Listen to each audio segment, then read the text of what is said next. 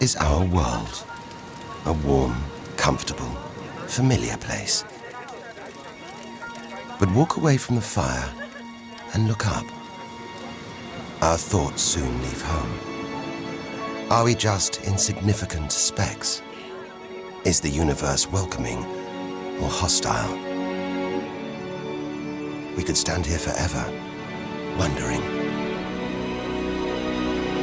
Or we could turn our back on this beach, leave home, to see the universe from here to its edge, to discover its wonders, confront its horrors. Beautiful new worlds, malevolent dark forces.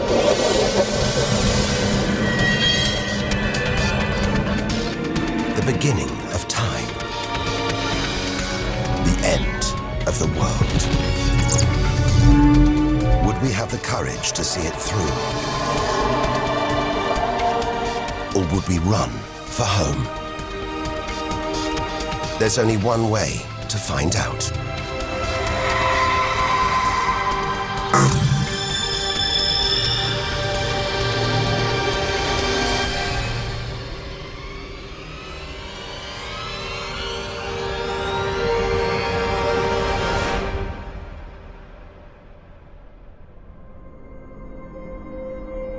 The edge of space, only 100 kilometers up, just an hour's drive from home.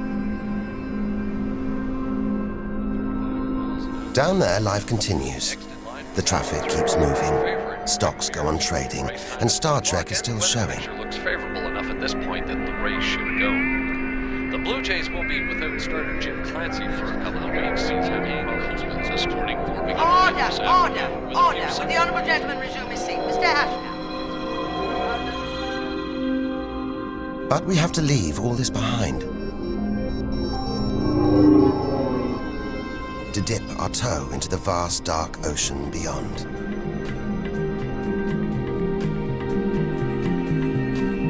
Into the shallows. Not too far from home. Onto the moon.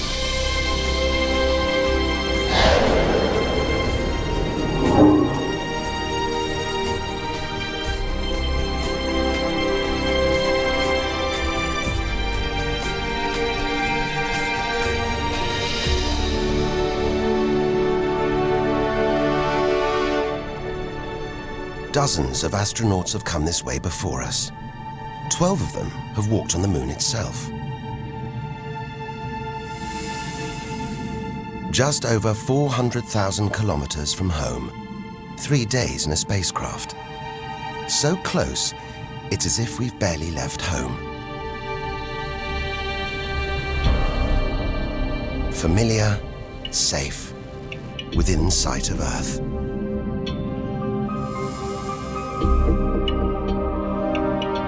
It looks like a deserted battlefield, bombarded by millions of meteoroids and asteroids. But it's quieter now. It's obvious there've been no major collisions for millions of years.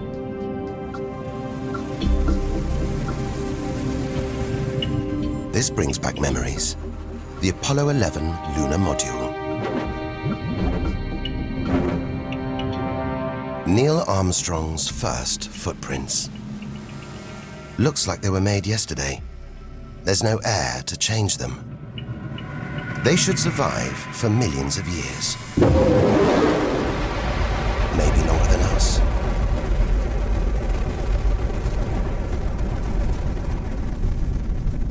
Our time is limited. We need to take our own giant leap. Further than any human has ever traveled.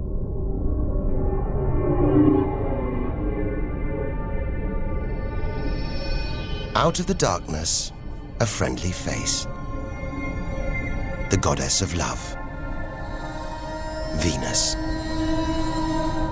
The morning star. The evening star. Sometimes she welcomes the new day in the east. Others, she says goodnight in the west. The planet's spectacular yellow clouds reflect the sunlight. That's why this is the solar system's brightest planet. A sister to our planet. She's about the same size and gravity as Earth. We should be safe here. But the Venus Express space probe is telling us these dazzling clouds are made of deadly sulfuric acid, that the planet's atmosphere is choked with carbon dioxide. It's ringing alarm bells.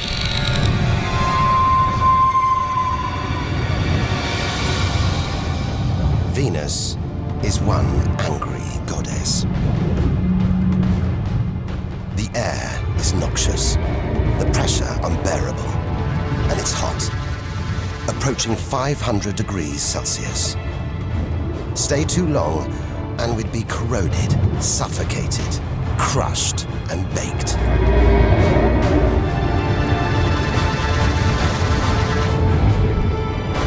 Nothing can survive here. Like this.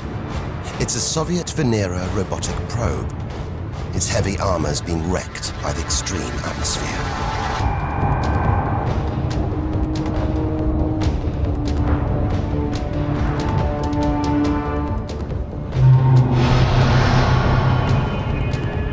So lovely from Earth, up close, this goddess is hideous.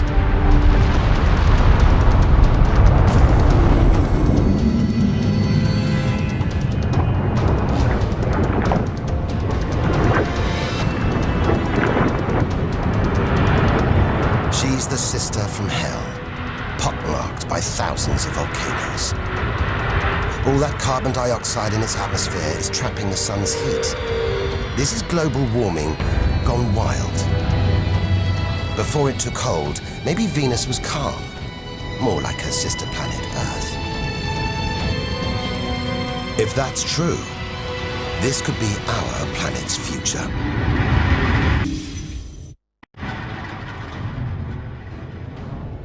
Beginning to think we shouldn't be out here, that we should turn back. But there's something hypnotic about the sun. Like Medusa, too terrible to look at, too powerful to resist, luring us onwards. On, like a moth to a flame. Dwarfed by, scorched by the sun, it's Mercury. Get too close to the sun, this is what happens. Temperatures swing wildly here. At night, it's minus 170 degrees. Come midday, it's 400 plus. Burnt, frozen, and look at those scars. A sign that Mercury had a violent past. The Messenger space probe. It's telling us something strange. For its size, this little planet has a powerful gravitational pull. It must be heavier than it looks. It's like a huge ball of iron, covered with a thin veneer of rock, the core of what was once a much larger planet. Maybe a stray planet slammed into Mercury, blasting away its outer layers in a deadly game of cosmic pinball. Whole planets on the loose, destroying anything in their path, even entire planets. And we're in the middle of it. Vulnerable, exposed, small. Everything is telling us to turn back.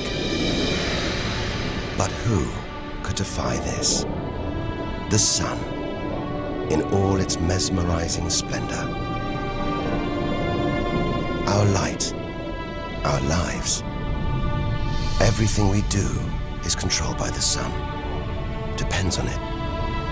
And more than that, it's the Greek god Helios driving his chariot across the sky.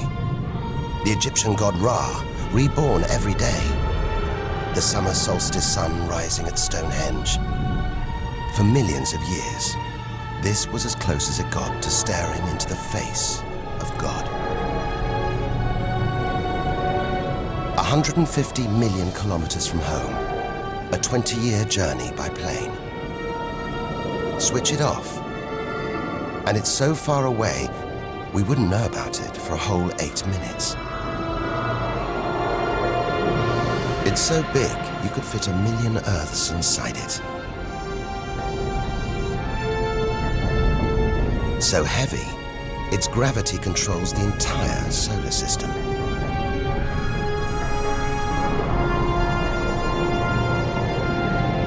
But who needs numbers? We've got the real thing. We see it every day, a familiar face in our sky. Up close, it's unrecognizable. A turbulent sea of incandescent gas. The thermometer rises to over 5,000 degrees. Down in the core, it's got to be tens of millions of degrees.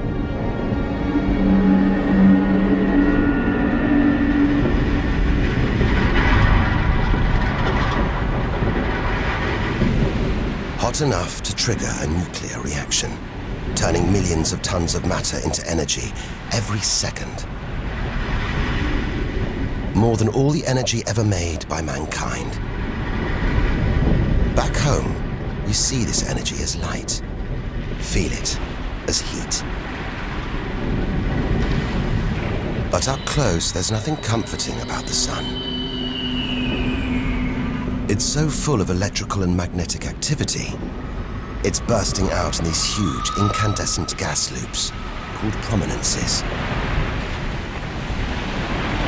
Each one releasing more energy than 10 million volcanoes. You could get the Earth through one of these loops and still have tens of thousands of kilometers to spare.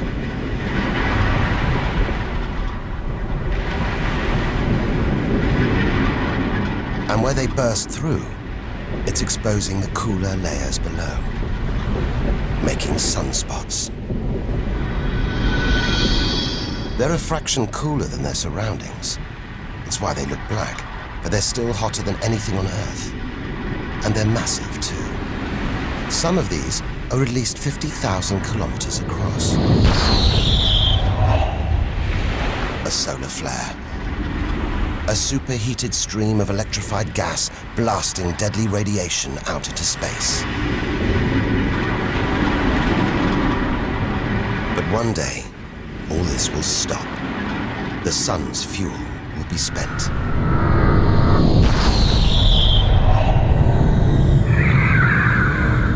When it dies, that'll be it for the Earth as well. This God creates life and destroys it, demands we keep our distance.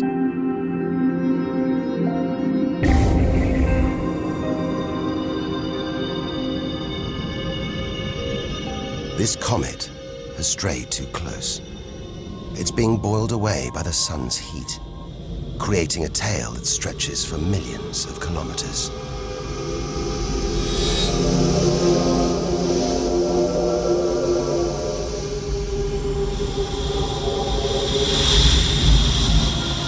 It's freezing in here. There's no doubt where this comet's come from. The icy wastes of deep space. But look at all this steam, the geysers and dust. It's the sun again, melting the comet's frozen heart. A kind of vast, dirty snowball, covered in grimy tar.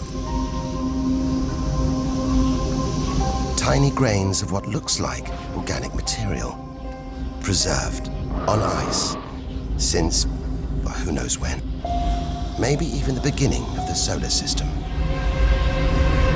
Say a comet like this crashed into the young Earth billions of years ago.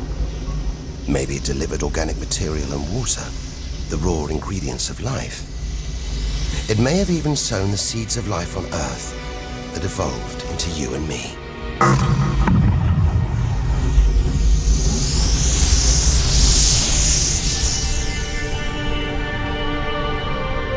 But say it crashed into the Earth now. Think of the dinosaurs, wiped out by a comet or asteroid strike. It's only a question of time, Eventually, one day, unless we can find a way to protect ourselves, we'll go the way of the dinosaurs. The Earth is safe. For now. But if life on Earth was obliterated, we'd be stuck out here, homeless, adrift in a hostile universe. We'd need to find another home. Among the millions, billions of planets, there must be one that's not too hot, not too cold, with air, sunlight, water, where, like Goldilocks, we could comfortably live.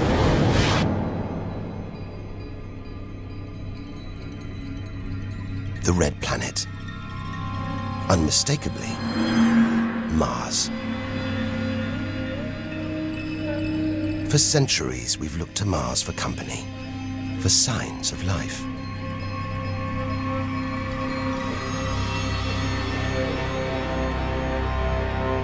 Somewhere down there could be extraterrestrial life.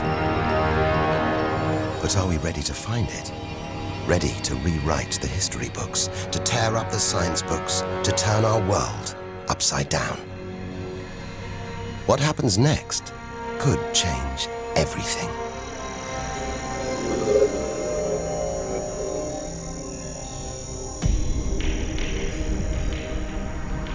More than any other planet, Mars captures our imagination. Think of sci-fi films, comics. What follows? Martians. It's all just fiction, right? But what if there really is something here? If there is, it's living on a dead planet. The processes that make Earth habitable shut down hundreds of millions of years ago here. Red and dead, Mars is a giant fossil.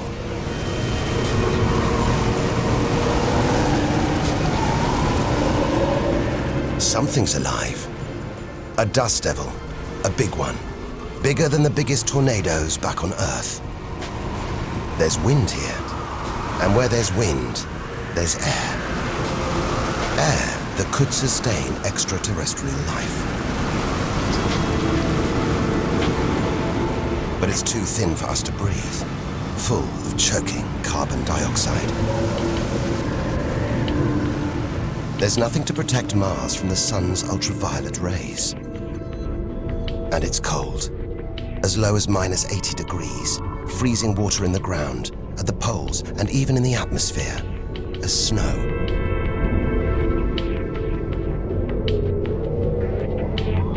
It's hard to believe anything could live here.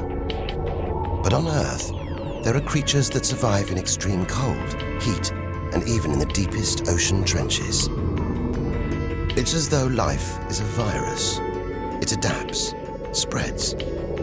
Maybe we're carrying the virus of life across the universe right now. Even in the most extreme conditions, life usually finds a way. But on a dead planet, with no geological activity to replenish the minerals and nutrients in its soil, no heat to melt its frozen water, and all this dust, it's hard to see where we're going.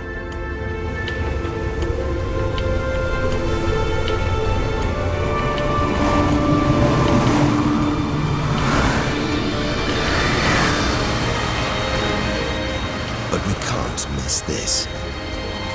Olympus Mons, a vast, ancient volcano, 3 times higher than Everest. So wide, it would stretch almost all the way across Spain. Since its discovery in the 1970s, it's been declared extinct.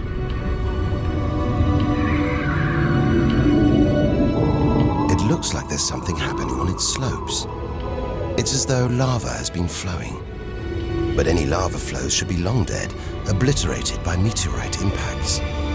Unless this monster isn't dead after all. If it's not, there could be molten magma beneath the crust right now. This changes everything. Volcanic activity could be melting frozen water in the soil, recycling minerals and nutrients, creating conditions for life to exist.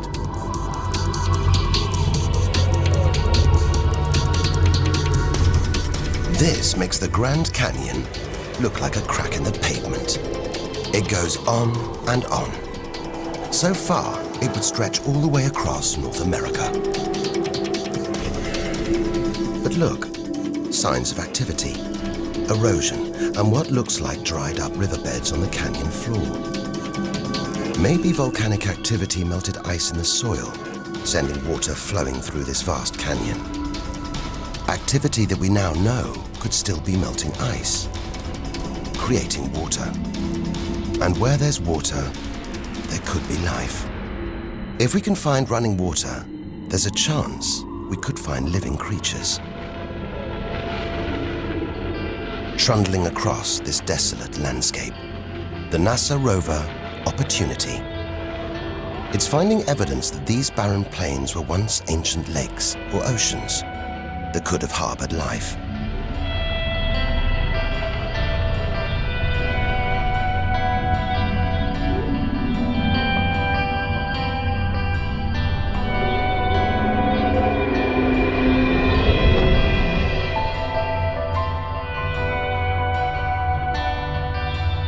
Look at these gullies. When probes orbiting Mars pass over them, they keep spotting new ones. More proof that Mars is alive and kicking. That there may be water flowing beneath the surface, creating these gullies. Water which could be sustaining Martian life.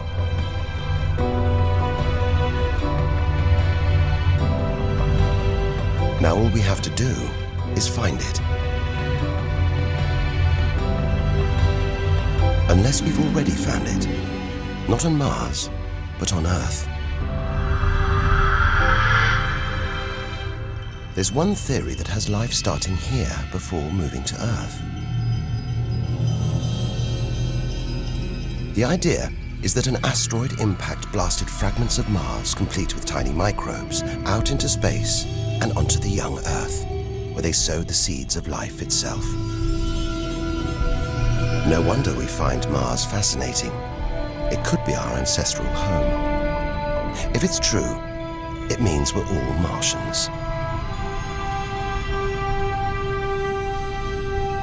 The Mars we thought we knew is gone, replaced by this new, active, changing planet. And if we don't know Mars, possibly the solar system's most studied planet, what else don't we know? There must be other secrets out there, waiting to be discovered.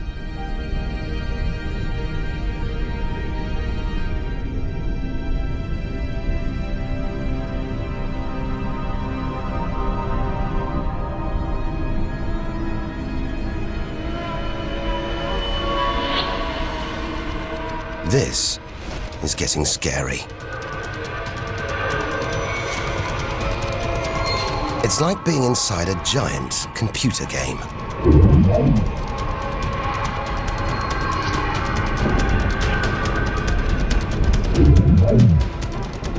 But these are all too real.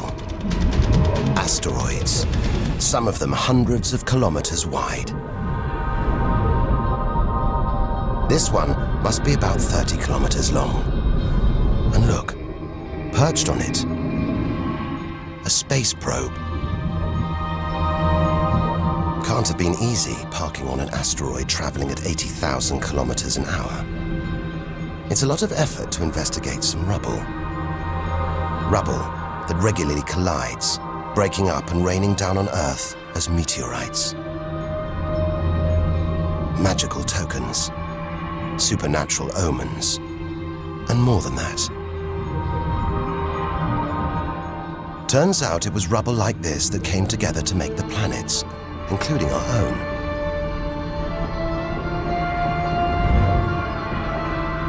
So by dating the meteorites we find on Earth, we know the planets were born 4.5 billion years ago. These are the birth certificates of our solar system, of our planet. But for some reason, these rocks didn't form into a planet. Something must have stopped them.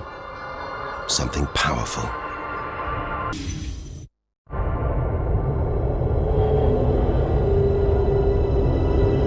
Jupiter. What a monster. At least 1,000 times bigger than Earth. So vast, you could fit all the other planets inside it. Something this big is going to have a major effect on its neighbors. Its gravity is stopping the asteroids from forming a planet. And just look at it. It's stunning. But up close, maybe things aren't quite what they seem. This huge planet is almost all gas. Land here, and we'd sink through its layers, maybe never hitting a solid surface. And Jupiter's good looks, the product of extreme violence. It's spinning at a huge rate, whipping up winds to hundreds of kilometers an hour, contorting the clouds into stripes, eddies, whirlpools. And this, the legendary Great Red Spot. The biggest, most violent storm in the solar system. At least 3 times the size of Earth. It's been raging for over 300 years. All those churning clouds have sparked an electrical storm. Just one bolt is 10,000 times more intense than any at home.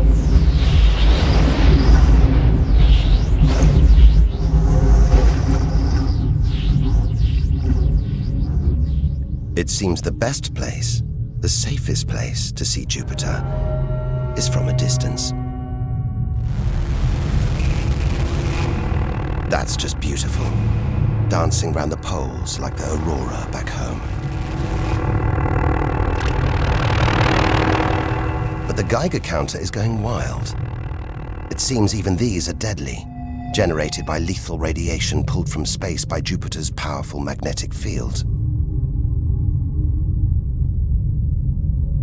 We're beginning to realize out here, nothing is what it seems. The universe is full of contradictions, deceptions, traps. Right now, we need a safe haven, somewhere to find our feet, catch our breath. Maybe this, the multicolored moon Io, is it?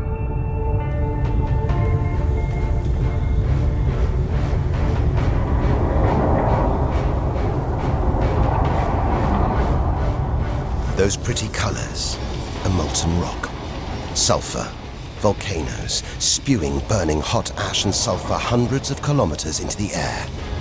This is no safe haven. This is the most volatile place we've seen since the sun. Our magical journey to the edge of the universe is turning into a desperate flight. We've got to keep believing, hoping that amidst the dangers, there are wonders waiting to be discovered.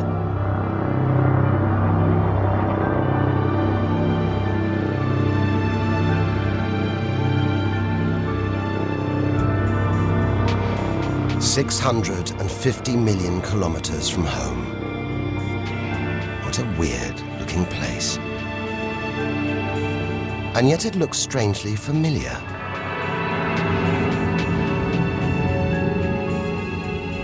A bit like the Arctic with all that ice, all those ridges and cracks.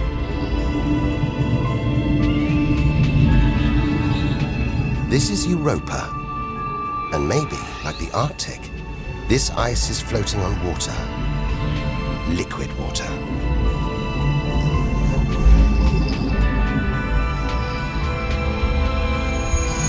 It's an intriguing thought. But we're 800 million kilometers from the sun. Surely Europa is frozen solid.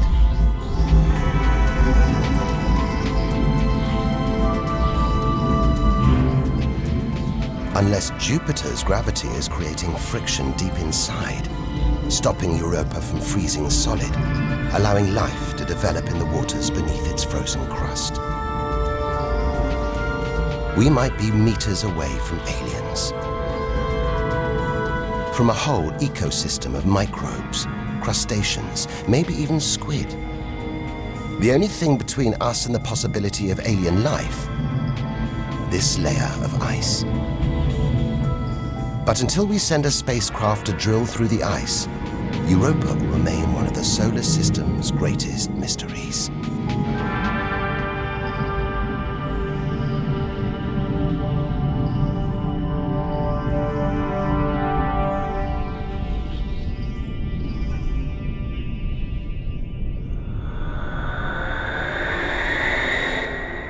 It's captivated our imaginations, haunted our dreams. And here it is, spinning before our eyes. Saturn, the jewel in the solar system's crown. Seeing it makes everything we've experienced worthwhile. There's something magical about Saturn. A giant ball of gas, so light it would float on water. Its spectacular rings would stretch almost from Earth to the Moon, but they're just a few hundred meters deep. That's the Cassini orbiter. It's picking up ghostly radio emissions, probably generated by auroras around Saturn's poles. This is the real music of the spheres. And Cassini is telling us these rings are probably all that's left of a moon shattered by Saturn's gravitational pull. Incomparable beauty from total destruction.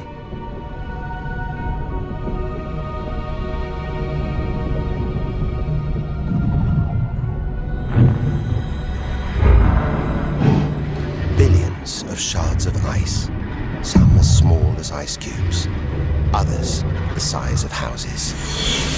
They collide, break apart, reassemble.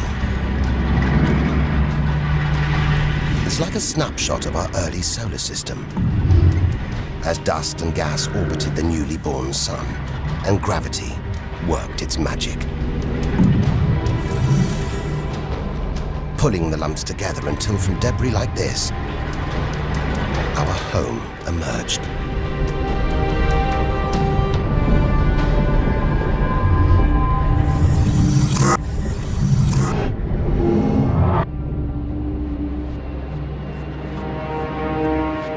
We could stay here forever, gazing at Saturn's seductive allure. But we have to drag ourselves away. We've got so much further to go, so much more to learn. Which isn't easy when the largest object in sight is this moon, wrapped in thick clouds. Titan.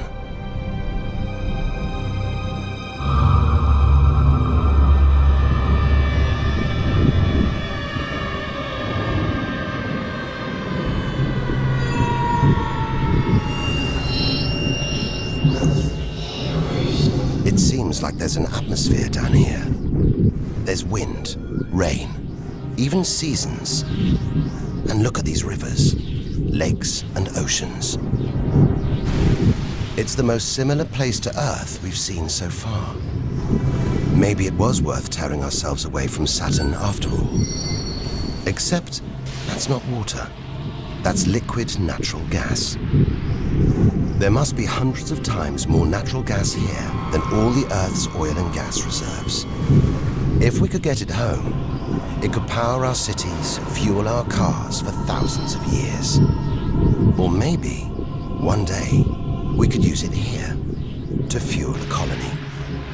Assuming there isn't life on Titan already. The Huygens space probe, dropped onto Titan's surface from Cassini, is here to find out.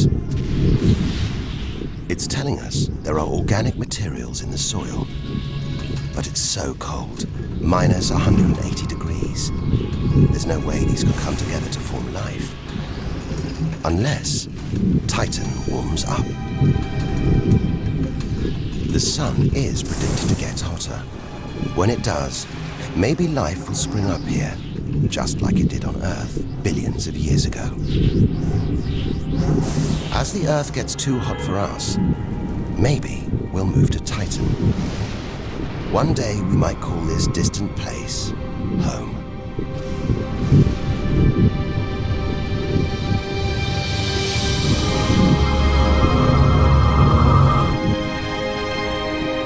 Home. We're at least 1 billion kilometers away now. Beyond this point, we lose visual contact with the Earth. We're standing on a cliff, looking out into the solar system's mysterious outer reaches. If we want to understand the universe, to reach its edge, we have to jump.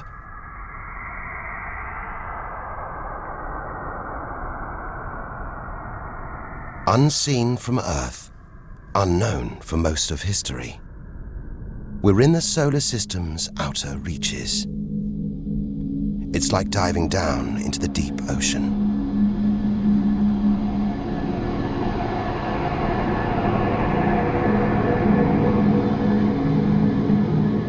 Those rings. It looks like Uranus has been tilted off its axis, toppled over by a stray planet.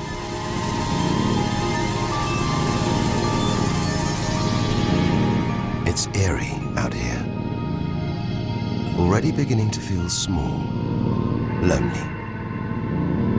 Maybe this is how we'll feel, what we'll find at the edge of the universe. But we've barely left the shore. Shrink the Earth down to the size of a pea, we've traveled less than 2 kilometers. But to reach the edge of the solar system, we've got to travel another 20,000 kilometers. Out of the deep, another strange beast. The god of the sea, Neptune. This giant is swathed in methane gas. And look, a storm the size of Earth, whipped up by savage 1,500-kilometer-an-hour winds. Back home, it's the sun that drives the wind, but Neptune's too far away. Something else must be creating these ferocious winds, but nobody knows what. Our solar system is huge. It's alarming how little we really know about it.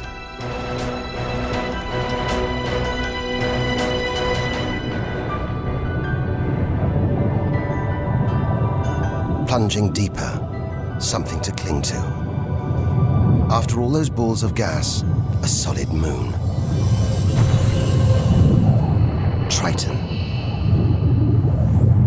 Solid, but not stable.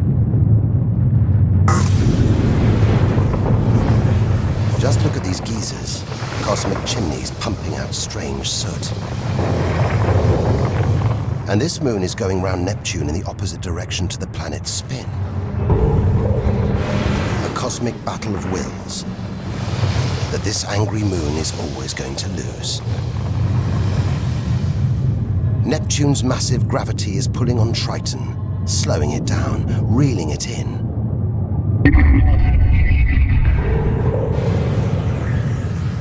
One day, it'll be ripped apart by Neptune. And that's it. No more moons, no more planets to see in our solar system. It's getting colder. We're getting further from the sun, slipping from the grip of its gravitational tentacles. But look at all this. It's not a void. It's teeming with frozen rocks, icy spheres, like Pluto. Until recently, it seemed Pluto was alone. Beyond it, nothing. We were wrong. More frozen worlds. Discoveries so new, nobody can agree what to call them. Plutinos, ice dwarfs, cubanos. Whatever the name, the implications are the same. Our solar system isn't the neat model we thought it was. Over 13 billion kilometers from home, the most distant thing ever seen to orbit the Sun, another small, icy world called Sedna, discovered in 2003. Its orbit takes 10,000 years and sends it 130 billion kilometers from the Sun. Hang on. There's something else out here. 16 billion kilometers from home, the space probe Voyager 1. If it wasn't for this bundle of aluminium and antennae, we'd have no images of the giant planets, no clue about their strange moons. It's traveling 20 times faster than a bullet, sending messages home.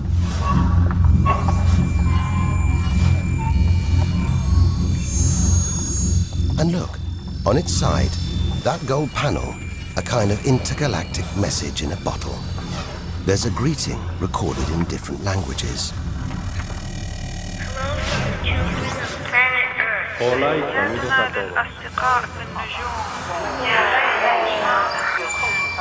And a map showing how to find our solar system. But if you're in the jungle, is it wise to call out? Anyone, anything could hear our call, find out where we live, and come knocking. Friendly or not. A cloud of cosmic icebergs stretching for what seems like forever. They look like the comet we saw earlier. Maybe it started life out here, until something dislodged it, sending it towards the Sun, just like the comets that may have planted life on Earth billions of years ago. And seeing all this ice, maybe they carried water to Earth too. It's an astonishing thought. The water in the oceans, in your coffee, even in your body, all from this distant celestial ice machine.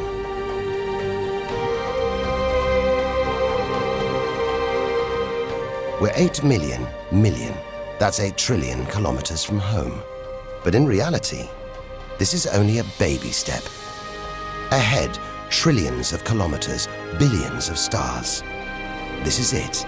Time to stop looking in and start looking out. To step out into the big, wide universe. Into interstellar space.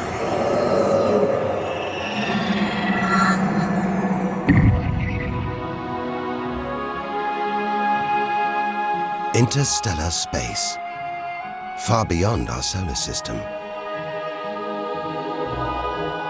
What a view. Billions of stars like our own sun, many with planets, many of those with moons.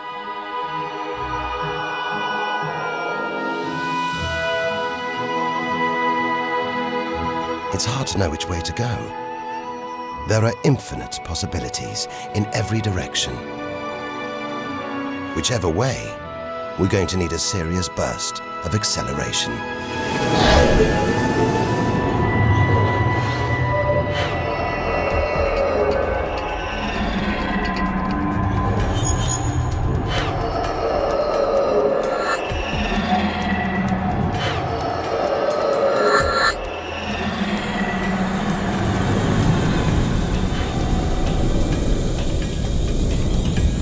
$40 trillion kilometers from home. 150,000-year ride in a space shuttle.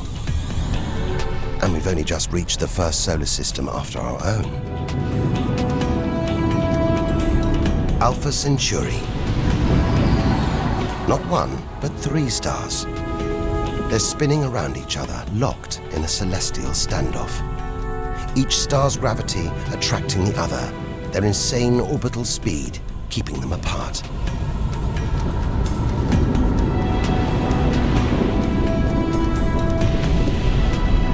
Get between them, and we could be flung into the face of one of these stars. Vaporized, trillions of kilometers from home. So far, the kilometers are becoming meaningless. We're going to have to talk in light years. A beam of light takes takes 1 year to travel 10 trillion kilometers. So 40 trillion kilometers is 4 light years from home. It's crazy. Distances so vast, they're almost beyond comprehension.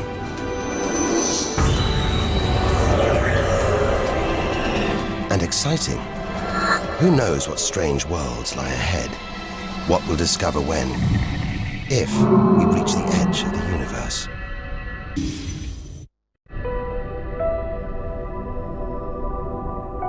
"10 light years from Earth, the star Epsilon Eridani. What spectacular rings of dust and ice, and somewhere in there, planets forming out of the debris, being born before our eyes.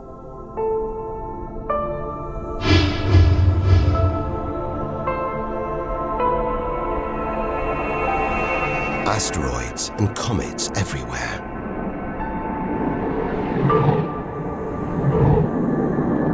We could almost be looking at our own solar system billions of years ago, with comets delivering organic molecules, water to these young planets, kick-starting life just as they may have done on Earth.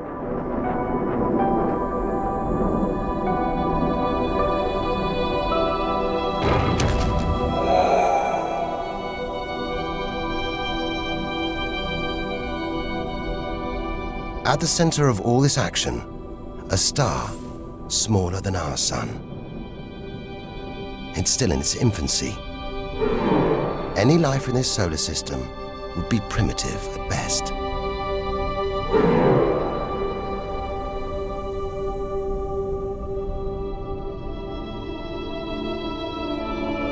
There must be more mature, developed solar systems out here, but finding them is like looking for a needle in a cosmic haystack.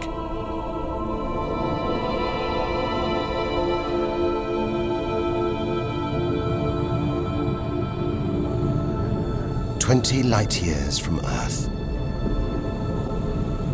Star Gliese 581.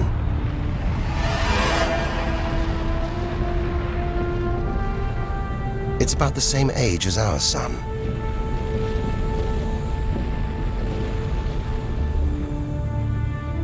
And orbiting it, this planet. It's just the right distance from its sun. Any closer and water would boil away. Any further and it would freeze. Ideal conditions for life to have evolved.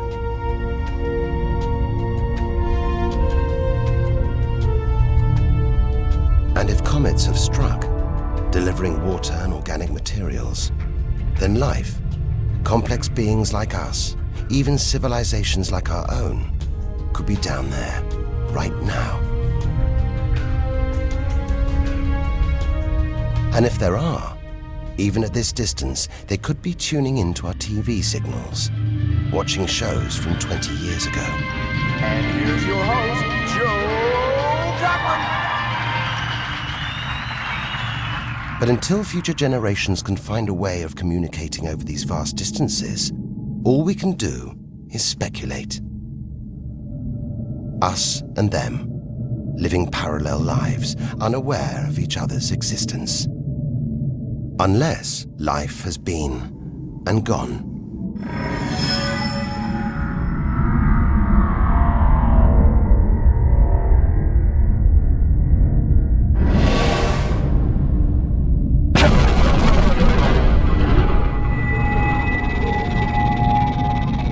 That's the problem with comets. They're creators and destroyers. As the dinosaurs found out the hard way 65 million years ago. This is the needle in the cosmic haystack, the closest we've come to a habitable solar system like our own. But it's a chance encounter. There could be hundreds, millions more solar systems like this out here. Or none at all.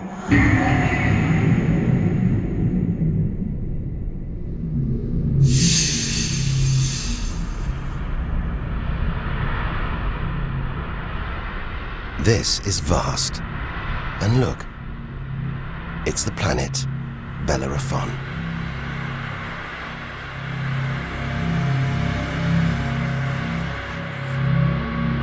So close to its own sun, it's a miracle it was discovered at all. Problem is, from Earth, we can't see planets this far out.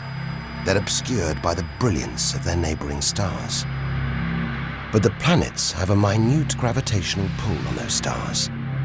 Measure these tiny movements trillions of kilometers away, and we can prove they exist. That's how we tracked down Bellerophon in the 1990s, opening the floodgates to the discovery of hundreds of other distant planets. 65 light years from Earth. Tune in on this bright star, and you'd pick up TV signals from Hitler's Berlin Olympics. Die Spiele von Berlin zur Feier der 11. Olympiade neuer Zeitrechnung als eröffnet.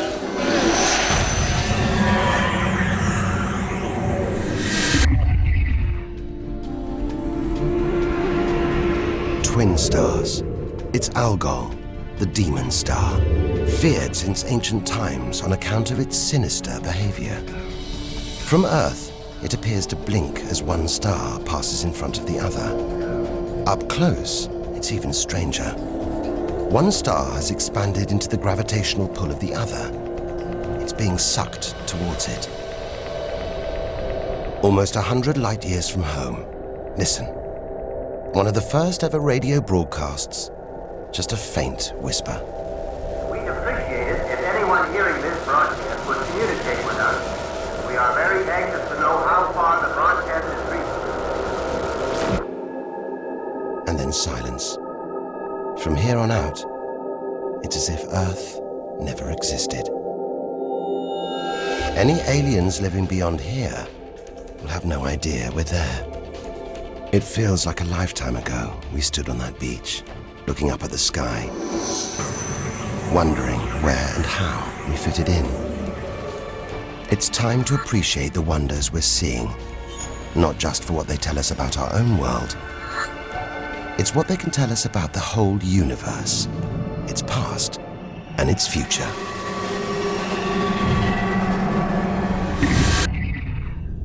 Deep inside our galaxy, the Milky Way, a vast celestial library, each star a book with a story to tell. It's all here, waiting for us to lift the cover. The seven sisters, daughters of the ancient Greek god Atlas, transformed into stars to comfort their father as he held the heavens on his shoulders.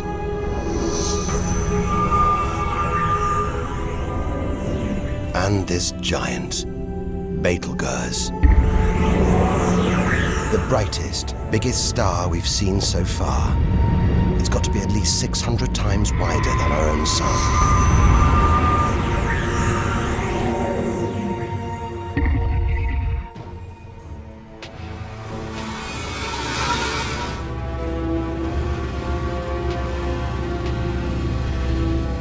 But this, it's not a star.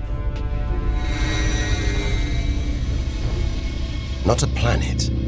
Not like anything we've ever seen.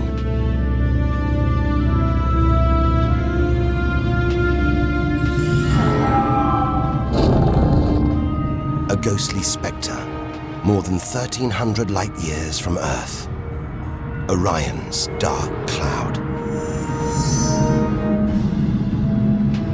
Dust and gas, so dense it's shrouding us, shutting us off from the universe outside.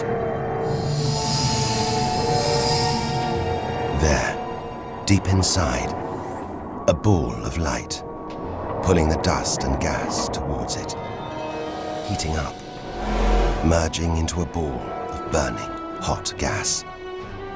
Like a star, like our sun, in miniature. It's millions of degrees inside it. So hot, it's beginning to trigger nuclear reactions, the kind that keep our sun shining. Making energy, radiation, light. A star is being born.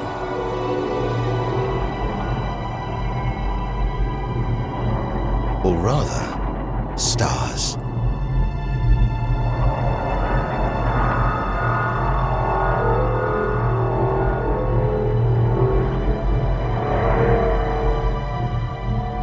mind's dark cloud is a vast star factory. We're witnessing the birth of the future universe.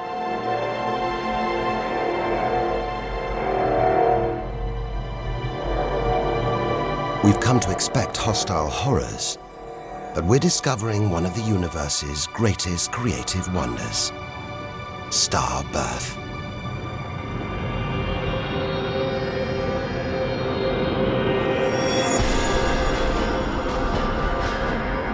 Perhaps we spoke too soon.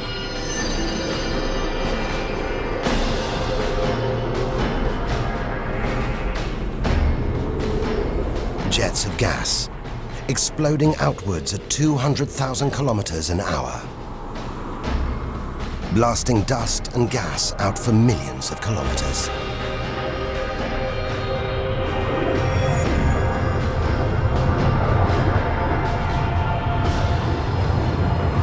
It's unbelievably violent, but look at the results. It's beyond words. Nebula. Vast glowing clouds of gas hanging in space. With no wind out here, they'll take thousands of years to disperse. They seem to be forming a vast stellar sculpture. It makes you realize nature is more than a scientist, an engineer. It's an artist on the grandest of scales. We've seen some strange sights, but this is a masterpiece. A giant horse's head rearing up in space. Stars are born, grow up, and then what? Do they die? Do they slip quietly into the night, or go out with a bang?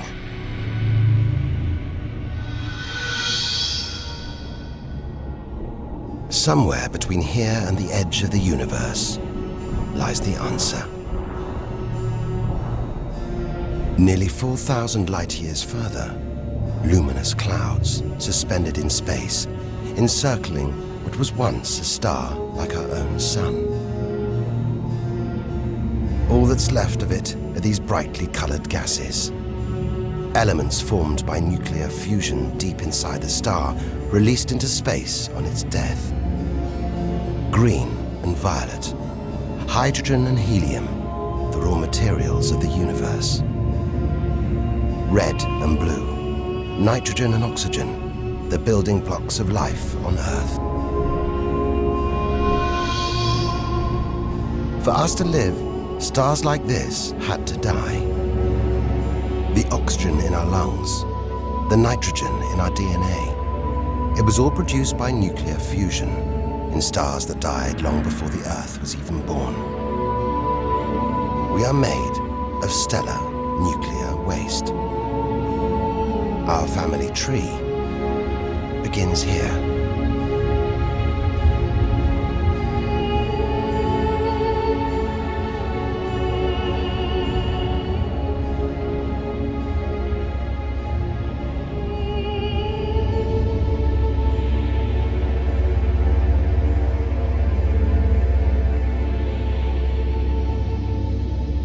At its heart, the ghost of a star. It's a white dwarf. White, hot, small, but unbelievably dense. In the star's dying moments, its atoms fused and squeezed together, making it so dense that just a teaspoon of this white dwarf would weigh 1 ton.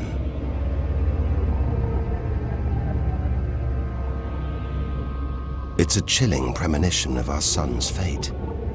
6 billion years from now, it'll become a white dwarf. Its death will herald the end of life on Earth. It makes you wonder how many other worlds have been and gone. Stories left untold. Celestial books lost forever.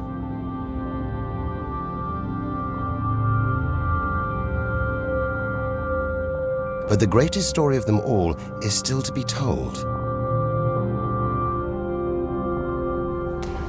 we must go back through time to the very first chapter to tell the story of how the universe began.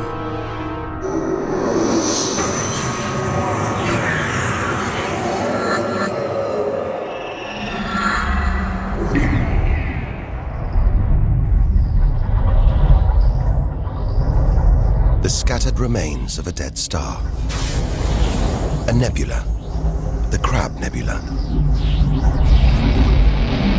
We're 6,000 light years from home, deep inside a stellar graveyard.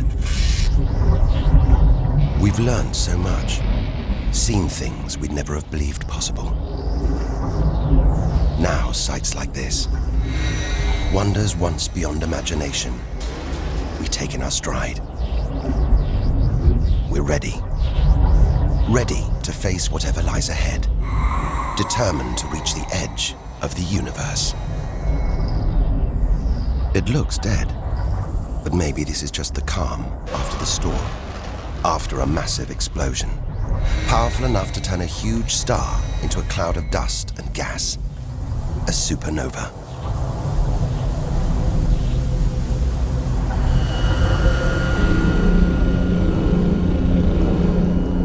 The eye of the storm, a spinning, pulsating star, a pulsar.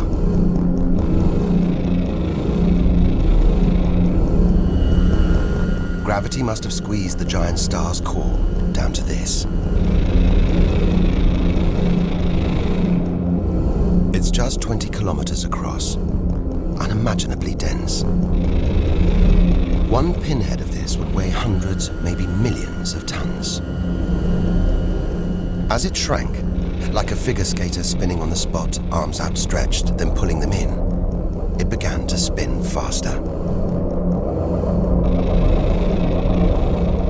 Two beams of light, energy, radiation, spinning 30 times a second, powering the huge cloud of dust and gas. There's so much radiation here, more even than on the sun.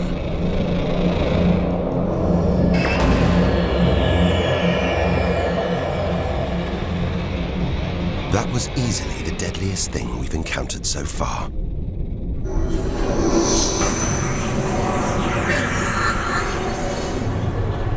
Once, it would have terrified us. But now we realize that without the dangers, there'd be no wonders. Without the nightmares, there'd be no dreams.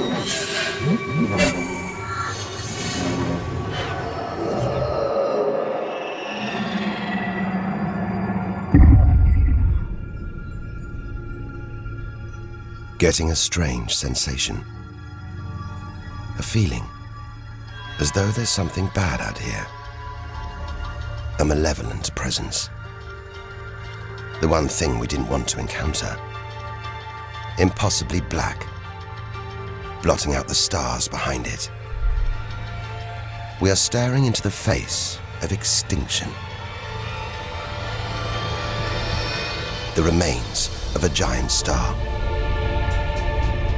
A black hole. Instead of contracting to a white dwarf or a pulsar, it just kept on going. Shrinking until it got so small it's just a few kilometers across. Far denser than a pulsar and impossible to resist.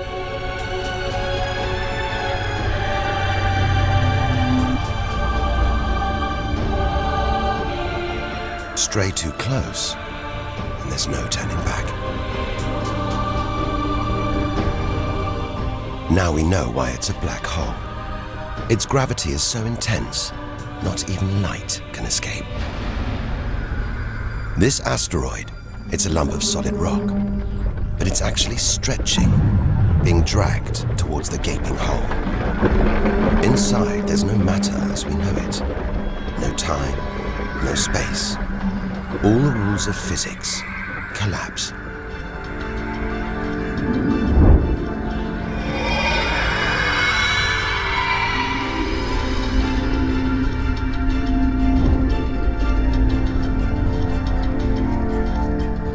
asteroid is gone. Truth is, nobody really knows where.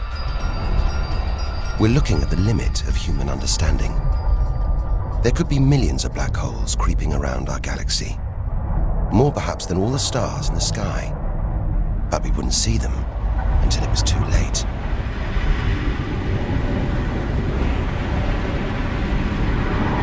Like this star, spiraling, disappearing down an invisible plug hole.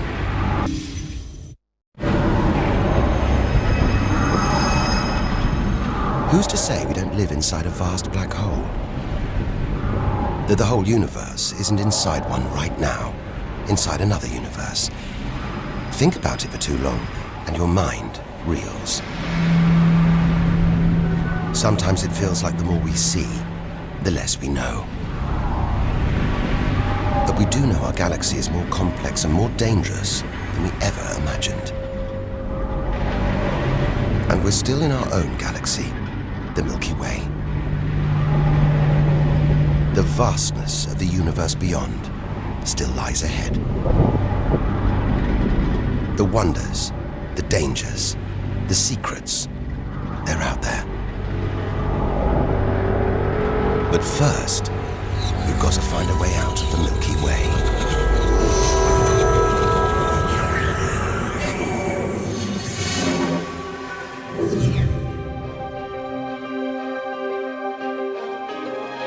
"7,000 light years from home, still deep inside our own galaxy. It's as though we're in a forest thick with trees, each so beautiful, so fascinating. It's impossible to look beyond, to see the bigger picture. We have to find a way through, reach the clearing at the galaxy's edge. Only then can we begin to understand where it and we all began. But faced with sights like this, it's hard to leave. A colossal glowing cloud topped by these great towers of dust. The pillars of creation. Like a gateway into the far galaxy.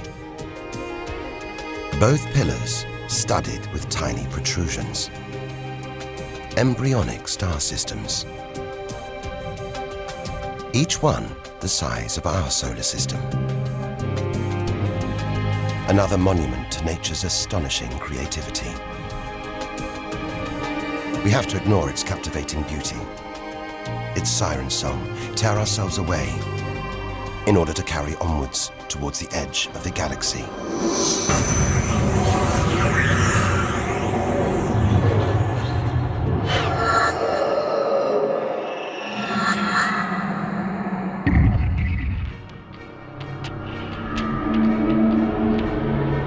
Dazzled by the Milky Way's beauty, we've been blinded to its terrors and strayed into a cosmic minefield.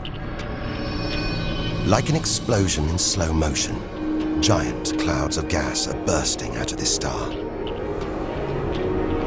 A massive star, millions of times brighter than our sun. It's going into meltdown. The fuel that sustains it is running out. The nuclear reactions that power it winding down. We're watching its death throes. Eventually, the core will implode. The result, a new black hole.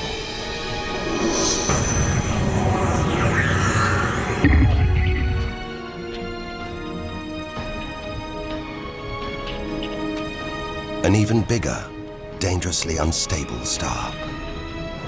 But this one's about to explode. And when a star this big dies, it's 100 times more violent than a supernova.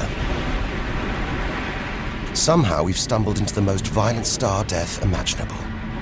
A hypernova.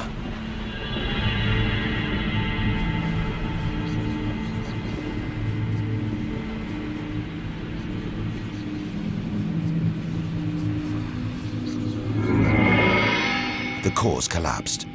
It's becoming a black hole.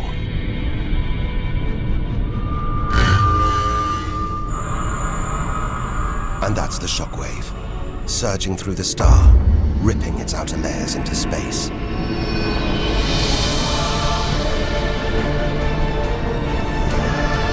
There's lethal radiation everywhere, enough to have a catastrophic effect on any planet unlucky enough to be nearby. When virtually every species on Earth was wiped out 450 million years ago, the culprit may have been one of these. Deadly hypernovas, frozen comets, scorched planets, white dwarfs, red giants, Earth. Tiny drops in a vast pool of white light. Our home galaxy, the Milky Way. We wanted to know where we fit in. Here's our answer.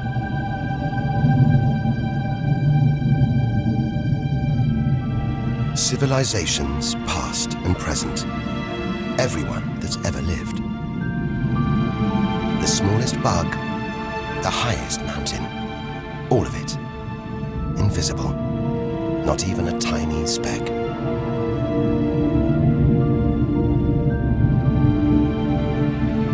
Our home is a minor planet of an insignificant star.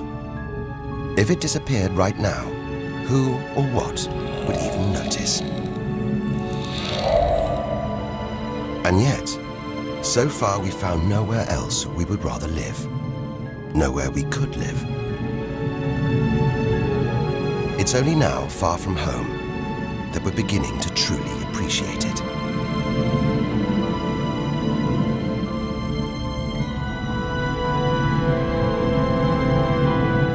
Look at all these stars. Hundreds of thousands of them. Surely one of these, more than one, must be capable of supporting life.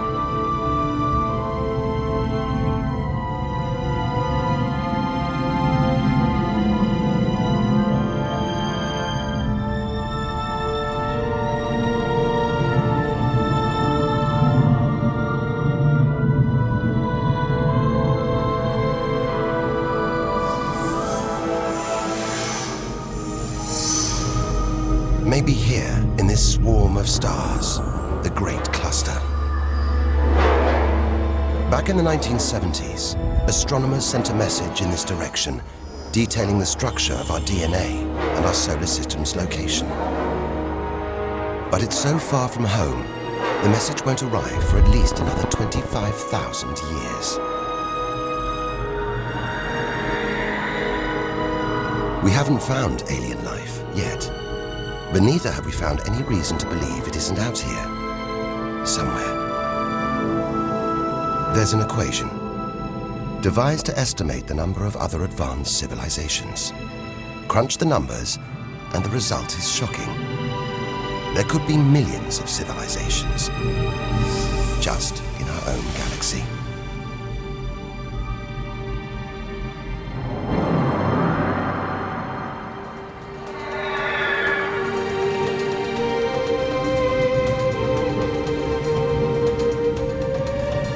Everything we have seen so far is inside the Milky Way. Now here's our chance to see other galaxies, to glimpse the even bigger picture, and perhaps to answer the ultimate question: where does all this come from? We are now ready to leave our solar system, our galaxy, and enter intergalactic space.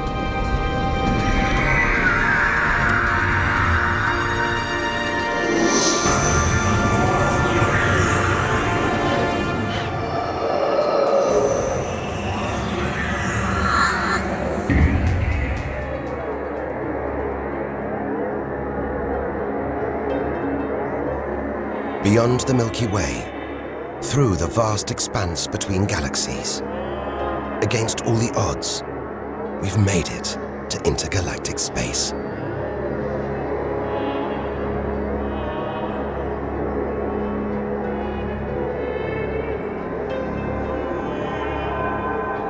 Out here, there's no horizon in sight.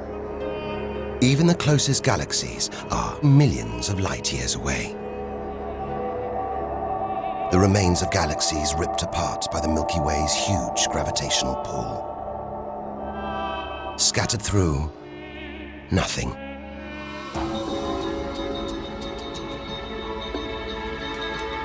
This is as close as the universe gets to a perfect vacuum. But even this isn't totally empty. There are thin wisps of gas, fine traces of dust, and something else. Dark matter. So mysterious we can't see it, feel it, taste it, touch it, or even measure it. Yet so common, it could make up over 90% of all the matter in the universe.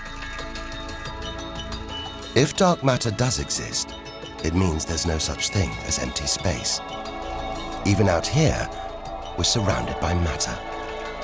We only know it exists because of the strange hold it exerts on galaxies, like this one, the Large Magellanic Cloud.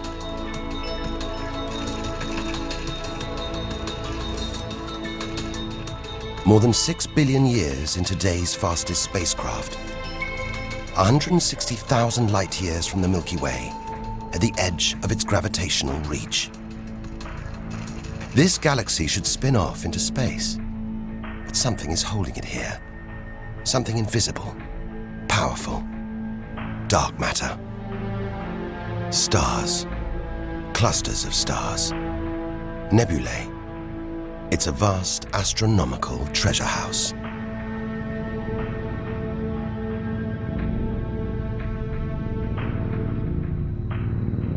But look at this. It's like a string of gleaming pearls.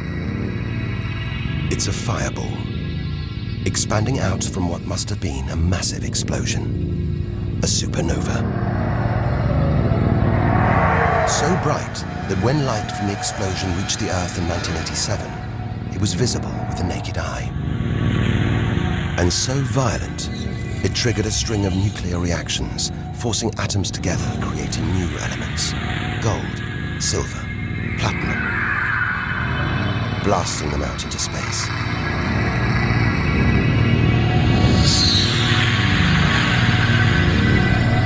The gold in the ring on your finger was forged in a massive supernova like this, trillions of kilometers away, billions of years ago.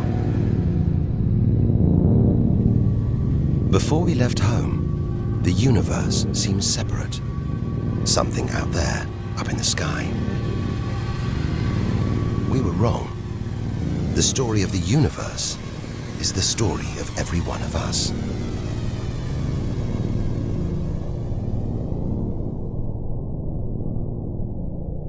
It's comforting to remember as we venture through this abyss.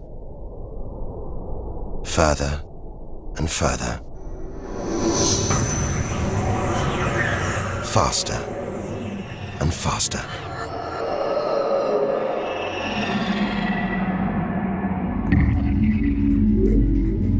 The Andromeda Galaxy, 2.5 million light years away. It's moving through space at nearly 1 million kilometers an hour. Everything in space is moving apart like shrapnel from an explosion. We're seeing this galaxy as it was when our ape-like ancestors first walked across the African plains.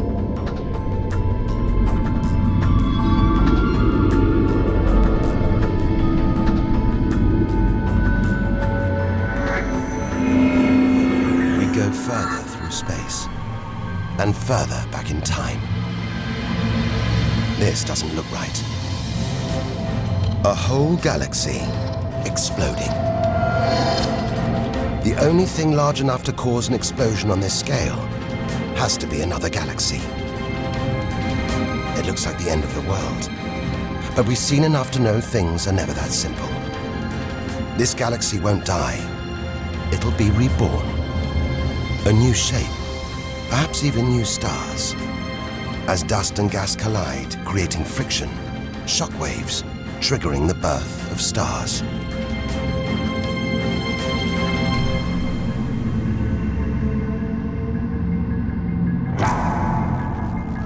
There's order in this chaos, a pattern behind the infinite variety, an endless cycle of birth and death, creation and destruction. It's a pattern woven through the vast fabric of space that binds each of these galaxies. There are billions of galaxies in the universe, each with billions, even trillions of stars. Possibly more stars than there are grains of sand on all the beaches on Earth. And all of these are just the stars that exist now. What about the stars that have been and gone? All the stars being born, yet to be born. We're finally beginning to see the big picture, and it's grander than we ever imagined. This galaxy, the huge pinwheel galaxy, is so far from Earth that if we send a message home now, it'll take 27 million years to get there. Who knows whether our species, our planet, will still be around to receive it? Most likely not.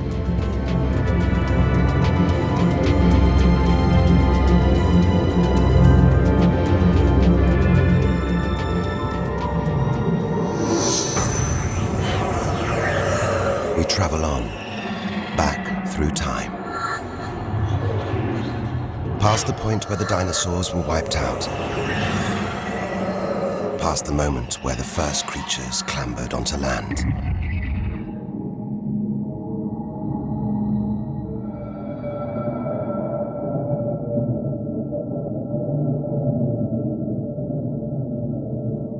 Two billion light years from home. Closing in on the edge of the universe, going back to the beginning of time. This isn't a galaxy. It's brighter than hundreds of galaxies put together. A blinding beam of energy bursting out for trillions of kilometers. Something this big, this bright, must be incredibly powerful. Experience tells us, out here, power equals danger. It looks like a quasar, the deadliest thing in the universe. If it is, then our journey could be over, just as the end is almost in sight.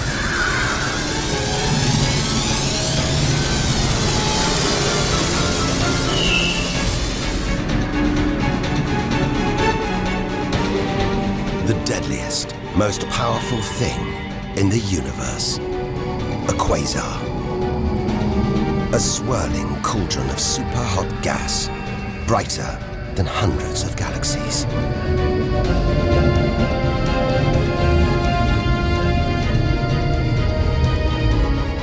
The source of this awesome power lies deep inside the heart of the beast. A heart of darkness. A supermassive black hole, as heavy as 1 billion suns.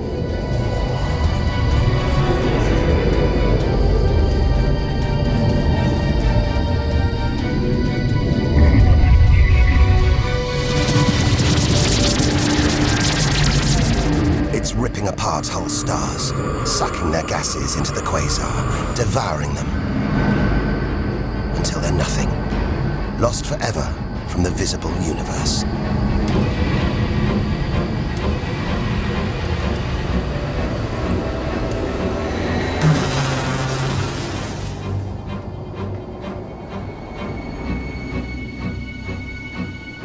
We've seen the worst the universe can throw at us, the most powerful and destructive forces the universe produces.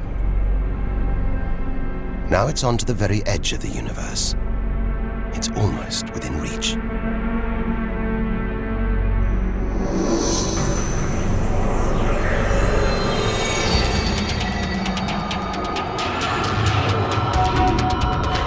We'll need to go further, go faster if we're to cross the final reaches of the known universe.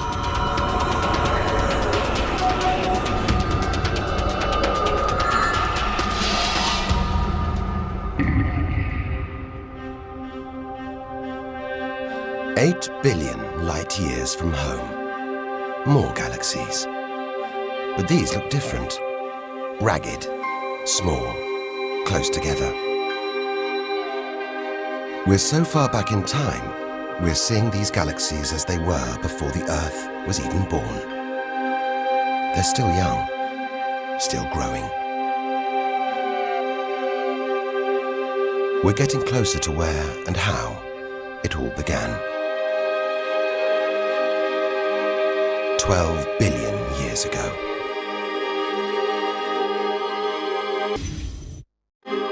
Look at the galaxies now. They're more like primitive plankton floating in a vast, dark ocean.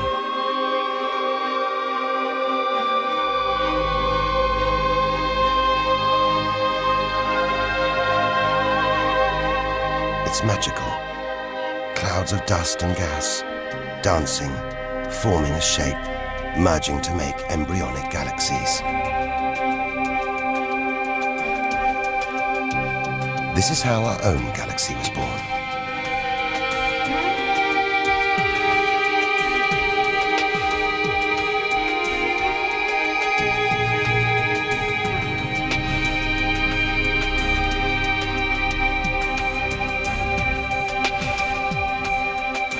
They're disappearing. We've gone back before the stars were born, into a cosmic dark age. And before that, light. The afterglow from a massive explosion.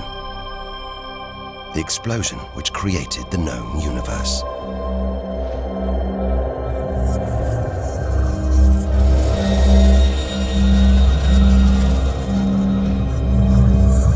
We're almost there.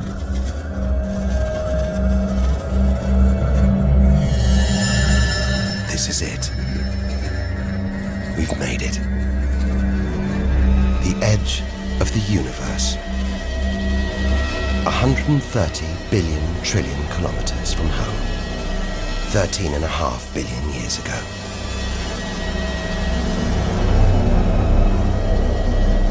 The very instant of the Big Bang. The most violent, most creative moment in history.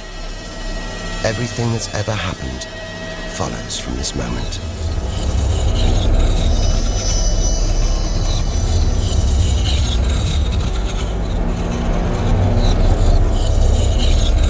Every religion, every culture has pondered it.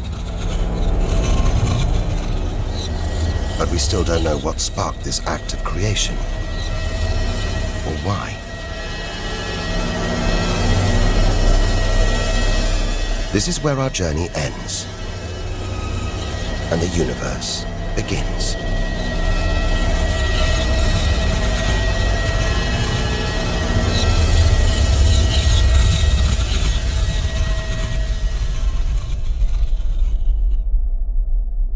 An infinitely hot, small, dense point erupts.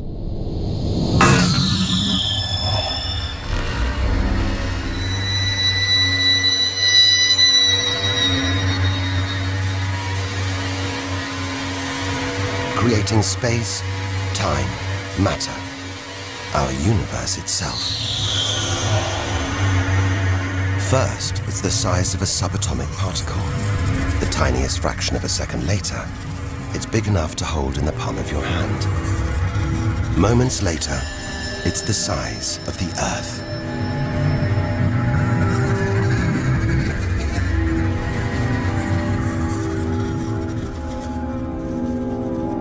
Today, the light from the Big Bang is still spreading out as a hiss of radio static. Your TV aerial picks it up. You can see it as static on an untuned TV.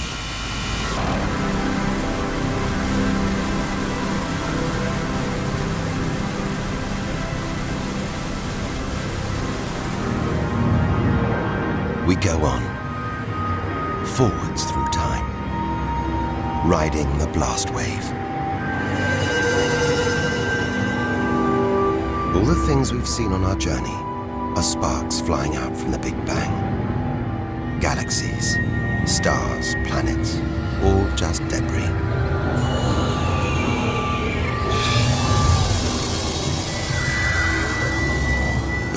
our galaxy.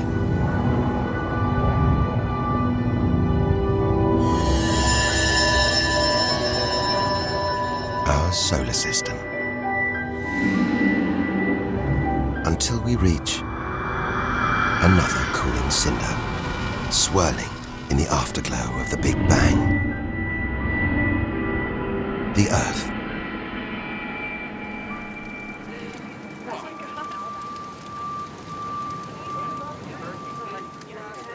We had to go back to the past to see our future.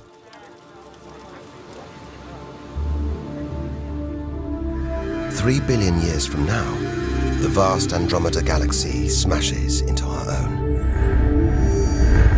A new galaxy is born.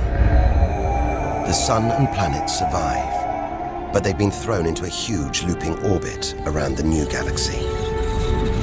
The sun is becoming a red giant, swallowing up Mercury and Venus, scorching our planet's surface, destroying all life on Earth.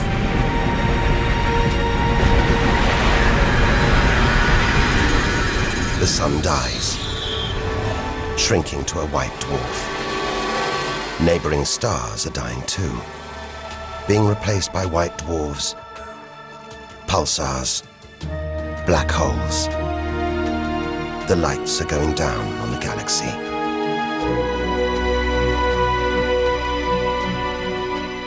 Since the Big Bang, the universe has been fading, dying, not with a bang, but with a long, drawn-out whimper.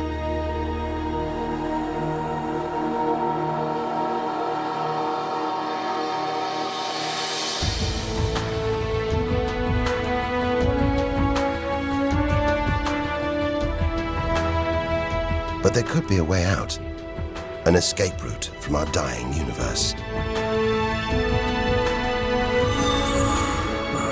It might be possible for our distant descendants to find a shortcut through space and time, a wormhole.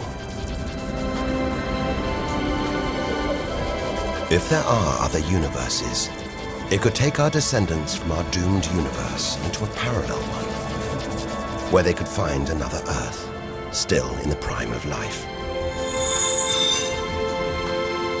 If they're lucky enough, they will live on in a new universe. A new home.